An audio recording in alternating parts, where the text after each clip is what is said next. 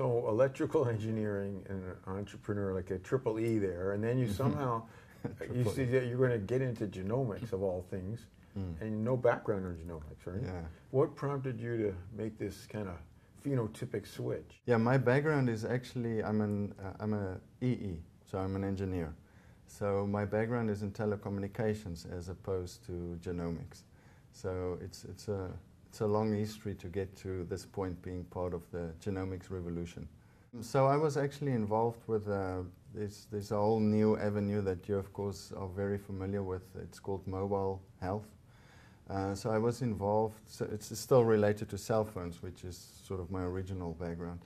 But I was involved with a project in my native South Africa about 5 years ago, where we used a cell phone camera and converted the camera into a microscope to do some diagnostics in rural hospitals in rural areas in South Africa.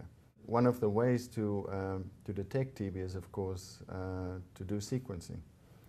And it's within that sort of investigating that I started looking into sequencing and looking at the instrument, the sequencing instrument, and I found that quite interesting and compelling. But if you really look closely, it always, in the background, there's a vast array of servers in the background that comes with a sequencing machine.